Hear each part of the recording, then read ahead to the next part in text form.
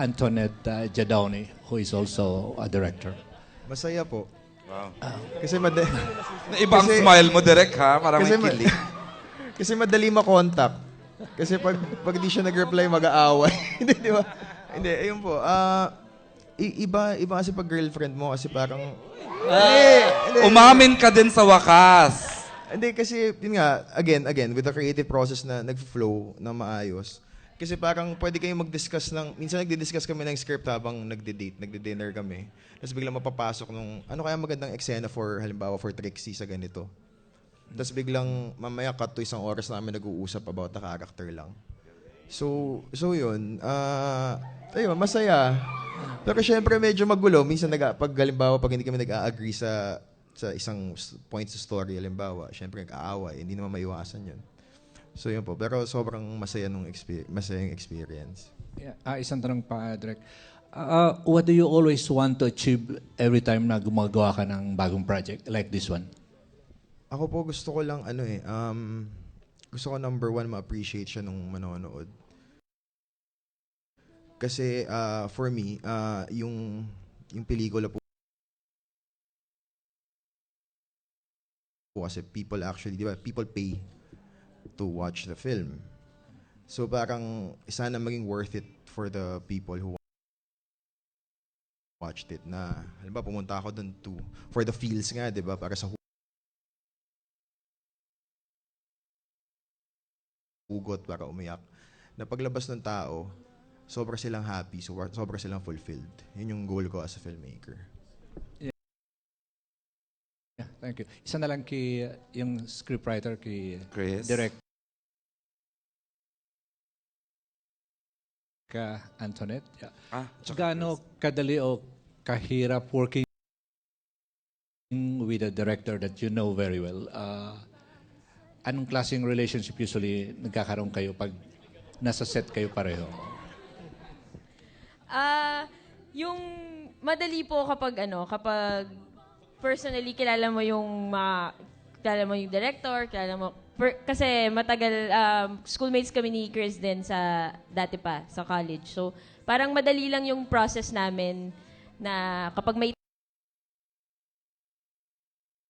tanong, malalapitan mo agad, open sila lagi, collaborative yung mga tao, kahit po si Sarah, si Piolo, very collaborative sila, nagbibigay sila ng suggestion. So, parang yung script, hindi ko na siya script lang. Parang script namin siyang lahat.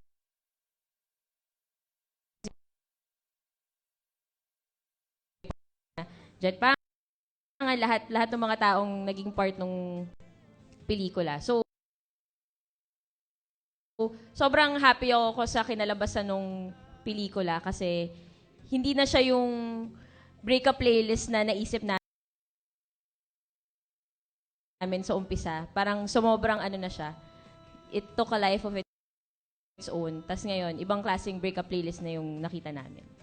Yeah, thank you. Isa na lang, Direk. What was fulfilling working with Sarah and Piolo in this project? Anong in-enjoy mo sa dalawang stars na? Ako ganito na lang po. Kwento lang ako Nung college ako, nung film student ako, isa sa mga pelikulang na-require sa amin panoodin. Tapos, dinisect namin sequence per sequence was Milan. Tapos, ako naman, pag tatanong ko ano yung favorite Recati film ko, favorite Recati film ko, A Very Special Love.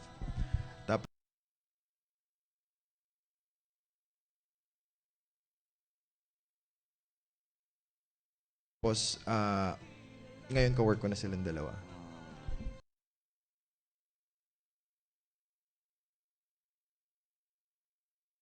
So, how do I feel? I feel overwhelmed and happy. So, yun po. Thank you. Thank you. Tita Ethel, tanungin natin si There are real two taga-banda ditong dalawa na totoo, ha? Oo Ikaw, nga. Piolo, kayo na ka pa, ha? Ayan, si Mr. Jad Pangan tsaka si Teddy. Nakita niyo ba how realistic were yung mga scenes niyo dito? Nakita niyo kila Piolo and the rest of the cast members. yung gaano katotoo, how close sa mga nangyayari sa mga banda yung mga mapapanood namin sa movie? Nakakatayo ng balahibo eh, habang nagsushoot kami. Kasi, totoo eh. Totoo yung plight nila bilang mag-partners, bilang musikero. Nangyayari talaga sa banda yon. Lalo na yung hindi pagkakaintindihan dahil sa creative differences, na nahahaluan na ng personal, so naapektuhan na yung gig. So, totoong nangyayari yun. Kaya ang galing ng portrayal nilang dalawa dahil nailabas nila yon eh. And I think yung background nila as artists, singing artists, no, nakatulong na malaki doon sa portrayal. Thanks, Jet. Teddy, please. Parehas lang din po. Okay. Hindi, ako mas nabilib ako doon sa yung nagpa-practice kami yung may scene kami na nagpa-practice. Kasi parang for an actor na hindi naman talaga kunyari naggigitara, ang hirap nun for an actor na kunwaring nagpi-play na iniisip yung line, iniisip yung script, yung lyrics, tapos may emotion. Parang kailangan pag musikero ka, pangalawa na lang yung kumbaga hindi mo na iniisip yung. Pero sila parang nabilib ako na yung inaaral talaga si PJ nasa kwarto lang binibidyohan ko habang nagre-rehearse eh. So parang sabi ko hindi ko yata kaya. Kunyari kung hindi ako drummer, nung tinawagan kasi ako parang ang gusto nila is a good-looking actor na marunong mag-drums eh. Wow. So, doon ako sa drums, marunong mag-drums. Yung good-looking, medyo sabi ko, point something lang yung ko doon eh. Hindi, kaya sa likod ka nilagay para hindi ka Oo. upstage. So, Drums na sa likod lang ako nilagay. So, Nakita mo ba yung sarili mo sa character ni yung Gino? nando kami, nangyayari yun, ako nagwo-walkout ako sa banda ko eh, pagka yung hindi kami nagkakaintindihan sa mga gusto namin. Okay. Yung last album lang namin, muntik na kami maghiwa-hiwalay dun eh. So parang, ang ganda nung experience na yun. Ang ganda nung, totoong-totoo yung, kahit nga nung nag-shoot na kami, after, pag nakatenga kami, nag-uusap-usap kami na, totoong nangyayari to eh, itong ganito sa banda eh, ganyan eh. So, maganda yung, kumbaga, na-capture niya yung reality ng banda mismo. Okay. Thank you. Tita Ethel? Bago ko ibigay ang microphone kay Mario Bautista ng Malaya, People's Journal and others, may tatanong ako kay Sarah. Sarah, may nagpapatanong actually na ang pangalan ay si Alan Sangkon. Kung ano daw ang similarity ng role ng role mo bilang Trixie sa pagiging Sarah Geronimo sa tunay na buhay. Unang-una po sa lahat, syempre yung passion namin for music at saka yung pagmamahal sa pamilya at saka yung character ko kasi young adult. So yung pinagdadaanan ng isang young adult matatakel dito sa pelikulang ito. Kumbaga yung syempre sa ganitong edad hinihinga na tayo ng mundo na to make decisions para sa mga sarili natin. But still, yung i-honor pa din ng mga magulang, kailangan balance yan eh. So, yun po. Happy na, Alan? Sorry. Ayan, si Tito Mario na. Hello, everyone. Hello. Jet, I first saw you sa big screen doon sa Cinemalaya entry. Ito lang bang bago mong movie na ginawa after that? Hindi po. Meron po akong ginawa previously. Malaking pasalamat po sa Star Cinema. Napasama rin po ako sa Halik sa Hangin. Hindi ko napanood si kasi Julia yun. at si Gerald. Apo. I see. So, but you and Chris have worked together before sa Rep, di ba? Yes po, in Jekyll and Hyde the musical. Yeah, and this is the first time that you're working together in a movie. Totoo po, yes po. So, anong roles niyong dalawa muna? Okay, ako po si Lester, manager ng banda ni Sarah and Piolo. Ang pangalan po ng grupo nila, pwede ba sabihin? Ang Pencil Grip. Ako po yung nagmamanage, si Teddy Corpus yung kanilang drummer, si Baji Mortis yung bahista. Tapos si Chris, ang aming concert producer. So, hindi kayo singers dito? Hindi po. Oh. So, ikaw, Chris, how is it working with Jet in a movie? Well, wala po kaming romantic interest dito. Kaya medyo mahirap. Pero okay naman po. At least may kasama din po ako dito. So lagi niya akong inaalaska. Congratulations pala. Everybody is saying that you upstage everyone in between walang ningning. Of course. So, are you still saying the infamous line or are you restrained from As uttering far it? as I'm concerned, as long as there's no court order, I am saying the line on Thursday night. Oh. I see. So, this is actually your first movie since the time you did yung kay APJ, no? Naghari ng Tondo po ako. Ay, nga pala. I mean, but yung mainstream na Yes. ganito. Oh. Yes po. Yes. Oo. And you did a teleserye with the other channel. Yes, I did. So, after this, what? Will you be doing a teleserye with ABS? I hope so. But we'll see po. When you broke up with Nicolo, did you have a breakup playlist? Yes, I did. Madami po akong breakup playlist. Depende po sa 5 stages of acceptance. Oh. But I heard you're now about to get married. How true? Very true. No. So when? Next year pa po. Next year pa. Oh. Yes po, next year pa po. My best wishes. Maraming Oo. salamat po. So, kay Piolo and Sarah, how is it working with a relatively new director like Dan? Ano experience nyo? Kasi nasanay kayo dun sa mga mabibigat na director na babae ng Star Cinema. So, anong experience nyo working with Dan?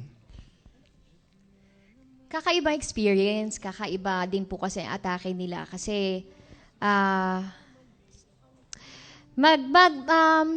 although mature kasi yung storya namin, pero bawat isa kasi we took it seriously but lightly. Tsaka yun nga po, collaborative eh. So, masarap pagka ganun po kasi may say ang bawat isa.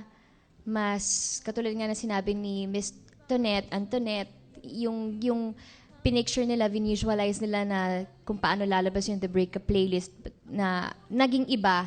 Kumbaga, mas naging colorful kasi nag-collaborate ang bawat isa, nag-share ng insights kung paano lalo pang mapapaganda yung pelikula. Sana po mag-work talaga. Yun po. Si Piolo. I've worked with Direk Dan several times as a cinematographer. First time po namin to sa pelikula and I must say na napakagaling niya sa director. He's very sensitive and bukod sa pagiging collaborative, I guess importante na alam mo yung ginagawa mo. And hindi siya nagpadala doon sa intimidation, hindi siya nagpadala sa pressure. Though minsan nakakaawa na kaya dahil hindi natutulog, di ba? Buti alam, meron siyang girlfriend na writer, no? Nep! So yun. Parang mas masarap sila panoorin sa set. Yan.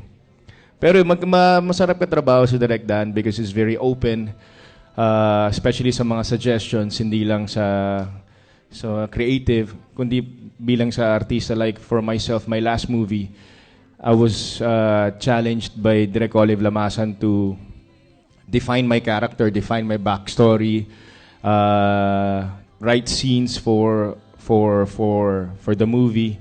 So magandang exercise, magandang practice, and early on sa pagbuo namin ng kwento ni Direk Dan, marami na kaming usapan, marami na kaming kumbagang tinalakay, kumbaga paano namin mapapaganda yung trabaho namin. And it's also important to be on the same page with your director because pag hindi kayo pareho ng vision, hindi magiging clear yung message ng pelikula. So, hats off po kay Direk Dan doon. Okay ba yun, bro? So, meron ba kayong naging peg ni Sarah sa mga among band players na kakilala nyo in portraying Pineg po your namin? character? Oo. Ako si Yeng. Ikaw Si Miss Yeng Constantino at saka si Miss Kichi Nadal. Yan po. Ikaw, Piolo, meron ka bang peg? Si Chris Martin. Ambisyoso.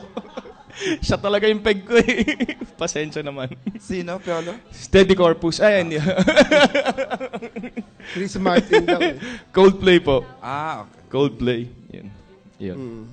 And, di ba, Antoinette, sa Metro Manila Film Fest, magkalaban kayo ni Dan? You have separate entries? Oo nga. Ganun ba yon? Or magkasasama pa rin kayo? Ako po yung isa sa writers ng pelikula niya. But you have your own? Opo. Oh, so, as directors, separate projects na kayo? Opo. Okay. So, ito magkasama kayo, then magkaribal kayo. Good luck sa inyong dalawa. And I really hope the movie will be a hit. Thank you, Tito Mario. May question daw si James Binibining. Ayan dito, welcome natin. Joyce Jimenez. Writer ka na rin, Huwag na kayo, ha? Yung question ko po para kay Tita Ethel. Hindi ka po invited sa press con. Tita Ethel, sino pong mas gwapo? Si Piolo o si Aga? Hindi na yan itinatanong. Wow. Ngayon may tanong ako kay Dennis. Dennis, anong contribution mo dito sa ano? Bukod sa pagiging father ni Sarah. Actually, doon sa movie, si Rio Locsin, yung asawa ko, mas stricto siya kay Sarah dahil lang gusto talaga ni Rio. Matapos niya yung pagiging abogado. Yun yung frustration niya. Ako yung nakikiusap kay Rio na hayaan mo na muna siya kung gusto niya magbanda. Basta ang importante lang, mapagpatuloy yung pag-aaral niya. So, lagi akong kampi sa kanya. All the way doon sa pelikula, kampi ako kay Sarah. Nung bandang huli lang, na-realize ko na parang sinasagot na niya ng hindi maganda si Rio, yung nanay niya. Ako na yung nakalaban niya. Kaya nung sinabi niya na gusto na nang lumayas, ako na mismo nagsabi sa kanya, umalis ka na ng bahay. Spoiler pa more. Spoiler pa. Charot. Sa una lang ako spoiler. Pero sa huli, siyempre, hindi, in fairness Na paano naman. natapos kay Dennis? Natanding tuloy natapos. Kwento mga Kuya Dennis. Lumayas siya. Bumalik ba siya? Spoiler nga. Charot. Lumayas siya. Sana din natin tinanong si Kuya Dennis, ano? Charot. Ngayon si Ana. Kasi yun lang eksena ko eh. At least nasa blockbuster movie ka. Ana, At least, Possible. pwedeng pagsabihan mo kami kung anong How did little you get- about yourself. Ako po dito, Anong yung best friend ni Ate Sara. Ako yung baklang babae na OA na hindi mo maintindihan dito na nag-a-advise sa kanya ng mga bagay-bagay at laging nasa likod niya kapag may problema siya at pag masaya siya, mga ganun. Nag-audition ka, Ana? Or handpick ka dito? Opo, ni Direk Danen, pili ko ni Direk Tonet po. Yun po. Kasi best friend po nila yung manager ko. Okay. Si Maris din ko sa kung tanongin, medyo kayo yung baguhan ni Ana dito eh. So, paano ka naging part ng pelikulang ito? At saka, did you audition for the role na ano? Hindi po, bigla lang po akong sinabihan. So, Yung agad-agad, ganon? Ikaw na ganon? Opo. So, natuwa naman ako, sobra. Tapos, dikit yung character mo kanino? Siguro po kay Sarah po. Kay Ate Sarah mo. Wow. Tapos, ito last question ko. Kasi ngayon na ako nakate ng press ko na a musical guy is part of a big part of a movie. Paano po yung collaboration, Mr. Jonathan? Paano po ba ikaw napunta yung participation mo sa pelikulang ito? Siyempre, sobrang kung gaano magiging memorable yung movie dahil yung local music industry natin kasi yung po yung roles na ginagampanan ni Sarah at ni Piolo na musician sila dun sa movie. So ngayon, nung conceptualization pa lang ng script, heavy on music siya. So since na ang Star Creatives is umbrella to Star Cinema and Star Music, so sumama na ako dun sa creative meeting na Chris, na Direk Dan, kung ano yung mga songs na kailangan sa bawat eksena ng movie, sa flow ng storya. So, naatasan po ako to produce the soundtrack and to help in choosing the right song. So, combination po ito ng original songs tsaka ng remake na magre-reflect ng mga eksena na pinagdaanan or nung story na pinagdaanan ng character sa movie. So, pag pinakinggan nyo po pag binili nyo, yung soundtrack nga po will be available next week kasabay po ng pelikula. So pag nagustuhan nyo yung pelikula, definitely magugustuhan nyo to. Pag uwi nyo sa bahay o pag sakay nyo sa car, kapag pinakinggan nyo uli yung CD, yung extended experience ng pelikula ay mararamdaman nyo doon kasi maaalala nyo yung mga eksena. At the same time, makaka-relate kayo sa mga sarili-sarili nyong love stories. Kasi hindi lang puro tungkol sa breakup yung songs sa album. Meron din dito tungkol sa tungkol sa pagiging in love, tungkol sa, yun nga, yung lyrics ng paano bang magmahal, depende sa konteksto nung pinagdadaanan mo. Kasi kung in love ka nun, iba yung meaning sa'yo ng song. Ngayon, kung magbe-break up na kayo, iba pa rin yung meaning sa'yo ng song. So, depende talaga sa pinagdadaanan mo. So, yun nga, yung tanong nga dun sa lyrics ng song, paano bang magmahal? Pero bakit nagmamahal ka? Kailangan bang nasasaktan? So, yun. Yung line na yun, di ba? Ang laki-laki na ng pwedeng maging iba't ibang ibig sabihin, depende sa pinagdadaanan mo. Chris, mahirap i-collaborate yung ganong klase na may music na tapos iaano mo sa script? Sobrang hirap po. As in, sobra. Ano po, to be honest, mas una pa yatang na-approve ang script namin than the songs. Kasi we know na yung songs talaga magiging very significant element sa kwento. And Tita Malu also wanted to make sure na yung songs namin will capture the wide audience. Diba? Hindi kami pwedeng mag-stick lang sa isang genre ng songs. Pero ang nilaban talaga namin, kung anong nire-require ng eksena, yun yung song na bagay talaga doon. So, ang tagal namin nagpa-approve ng songs para may descriptions kami ng nire-require na song ng kada eksena. Tapos, tagal na approval, matagal pa yung recording and everything. So, nakailang palit ng batches ng song, so talagang madugo. Madugo siya. Madugo rin kasi once na-approve yung isang particular song, itatahi mo ulit siya sa script eh. Oh. So, yun. Nice. Okay, Tita Ito Ethel. ngayon si Tessa Mauricio ng Manila si Miss Times. Tessa's there na. Okay. Hello, good afternoon. My question is for Piolo, although I'm just going to follow up on the observation ni Jet Pangan kanina. Nasabi niya nakatulong daw yung pagiging singing artists nyo ni Sarah for your realistic portrayal in the movie. I remember years back, you were doing a concert for one of the big malls, a Christmas concert, and I think it was Mr. Ryan Cayabyab who said, hindi pa rin ganun ka-confident si Piolo sa pagiging niyang singer. Nahihiya siya and he felt he didn't deserve to have a full orchestra behind him. But at this point, now that you're in a movie with big shots in music and may hits ka na rin na CDs, how do you think of yourself as a singer today? Unfortunately, I will always be perceived as an actor more than a singer because yun naman talaga yung forte natin. So I guess I'm just fortunate enough to be enjoying both worlds.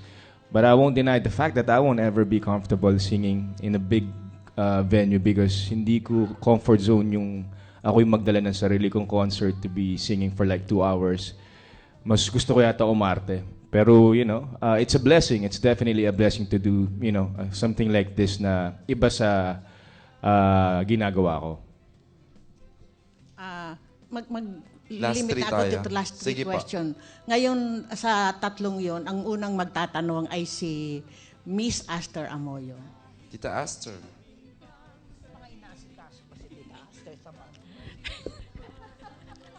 Kasi natanong na lahat ng gustong tanongin. I'm sure. So nakikinig na lang ako.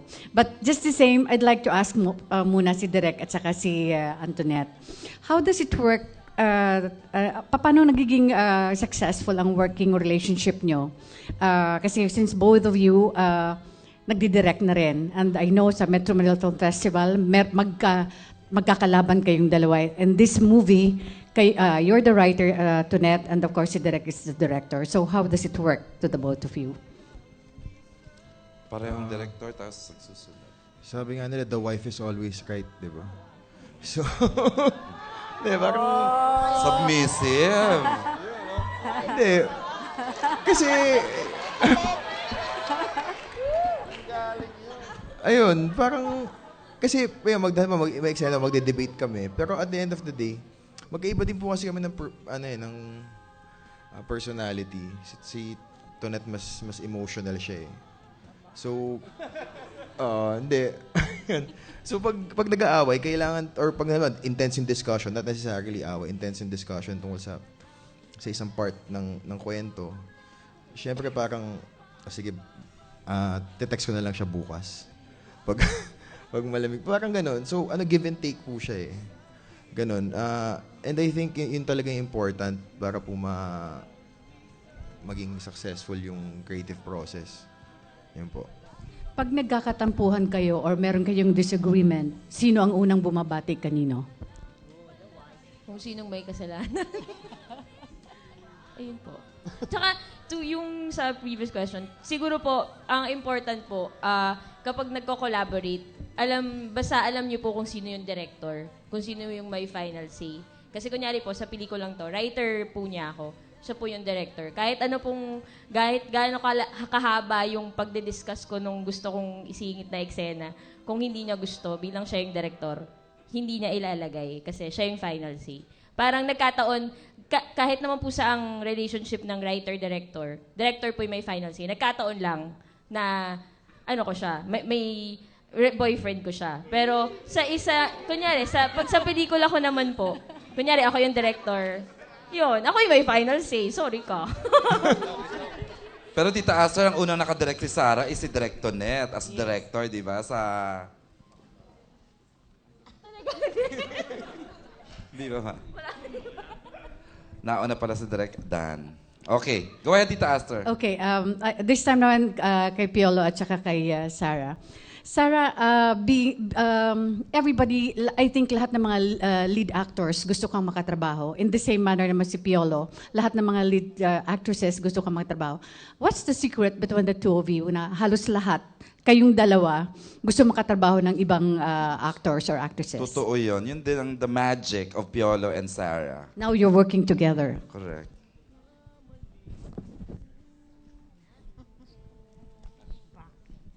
Ayaw po sagutin ni Sarah. Ang hirap i-define yan, Tita Aster, kasi hindi naman pwedeng sa amin manggaling yun. Siguro sa akin po, ang contribution ko lang talaga sa isang pelikula o sa kahit na anong trabaho is I give my heart and soul to it. Hindi ko isipin kung sino ako, kung ano ako, basta ako, alam ko, team player ako. And I'll do my best to make everything work for the project. Yun lang po yung sa akin. Ganon din po ako. Hindi, opo, totoo. Wala naman pong sikreto. Siguro ang sikreto lang talaga is i-commit mo yung puso mo talaga na mabigyan mo ng maayos na portrayal kahit anong role ang ibigay sa'yo. Yun po. Lastly, I think this is for Ted, siguro at saka si Jet. Si Jet, naging talent ko to sa Octo Arts, sa The Don. And of course, Oo nga. di ba? Reunion. Kasi lately, napapansin namin, ang daming mga rock artists na pumapasok sa pag-aartista. But it took you so long bago nyo ito i-consider. Bakit ngayon ay bigyan nyo na ito ng puwang? Ako po, mas nauna po akong mag-acting bago ako nagbanda. So, dati po ako sa kabila, sa Sugo, tsaka sa idol ko si Cap. Tapos, tumigil lang po ako mag-showbiz kasi yung manager ko si Tommy Tanchanco na taga-ABS, mas gusto niya na mag-focus ako sa banda to establish first Rocksteady bago ako pumunta ulit mag-showbiz. Nung somehow after 3 years na medyo na-establish na namin yung Rocksteady, dun po ako nag-decide na bumalik mag-showbiz. So, mas nauna po ako mag-showbiz before bago mag-Rocksteady. So, yun po. Ako naman po, hi Tita Aster. Ako naman po, matagal na rin po akong maarte. Actually, 10 years na ako nag-musical theater. Tapos in between that, may TV, may film. Nag-guest din po sa mga TV shows, ganyan. So, meron na rin po akong, kumbaga na ipupunla sa acting. Pero gaya ni Teddy, ang priority ko ho talaga is music. Fronting the Don, no? Tsaka kung ano pa man mga proyekto. So, I guess, dumating lang ho yung tamang oras. There's a time for everything na hopefully ngayon maging mas busy ako sa ganito, pero hindi ko po iiwan yung music. Okay. One last, siguro for Chris. Kasi kanina ko pa sinasabi sa manager niyan, si JR, sabi ko, ang ganda-ganda ngayon ni Chris. And kasi before, ang na-imagine namin sa'yo, yung bata ka pa, di ba? Karay-karay ka ng lola mo. Chris, ngayong bilang isang movie actress or TV actress, of course, alam namin na you're a good stage actress as well. Saan ka mas komportable? Sa stage or sa pelikula? I think stage will always be my home. Dahil doon ko na talaga, I started there when I was 9, so doon na talaga ako nasanay. But TV and film is, I am welcoming that with open arms and I can only hope na mas marami pa po akong gagawin doon in those fields. Okay, thanks Tita Asta. Thanks Chris. Oy, ang last question natin will come from Alan Jones. Sige Kanina po. pa kasi gustong magtanong. Yes. Eto ngayon si Shirley Pizarro ng Manila Kala ko. Bulletin. Bago pumunta sa meron talagang stopover. Go, Miss Shirley. I have two questions for Sarah at saka kay